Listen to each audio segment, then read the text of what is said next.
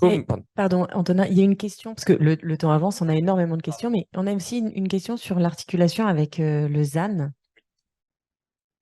Effectivement, c'est une question qui revient très souvent. Alors là-dessus, d'abord sur l'éolien. Donc sachez qu'il y a un guide alors qui est plutôt le ZAN est une compétence du ministre Béchu, mais évidemment qu'on regarde ça de près. Donc il y a un guide ministériel sans m'avancer auprès de mes collègues, mais qui sera publié très prochainement et qui vous donnera toute cette pédagogie au-delà même des énergies renouvelables. Mais je reviens à nos moutons et aux énergies renouvelables.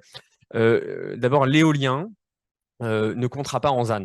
C'est-à-dire qu'en fait, si vous regardez l'emprise foncière d'une éolienne, c'est quelque chose qui est tout petit, et donc le choix qui est fait est en fait de dire que d'un point de vue forfaitaire, l'éolien terrestre ne comptera pas en ZAN du tout.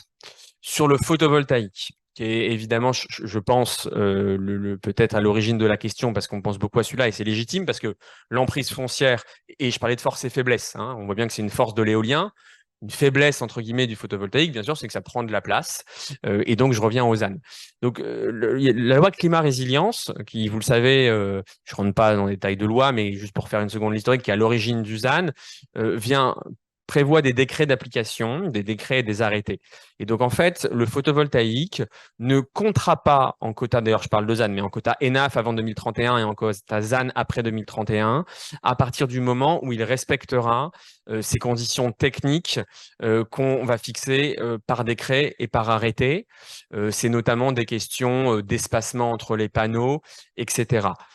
Sans rentrer dans les détails, et de toute façon, évidemment, tout ça sera public, mais en pratique, ce qui va se passer, et donc là, je parle des projets d'avenir, je vais venir dans un instant sur les projets qui sont en cours, hein, mais sur les projets à l'avenir, si vous voulez, on concerte tout ça avec les porteurs de projets.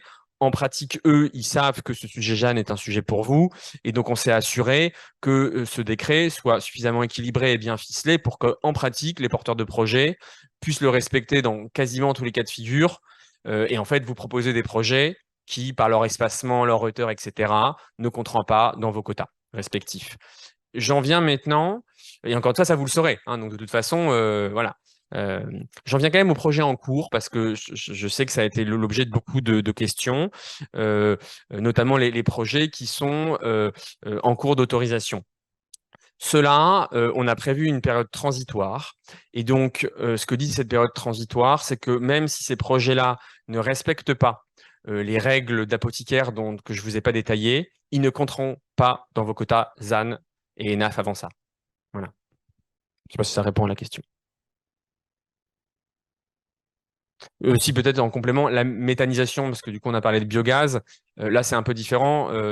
C'est quand même quelque chose qui vient, et je pense que vous en avez, pour certains sur votre territoire, bétonné quelque part leur emprise.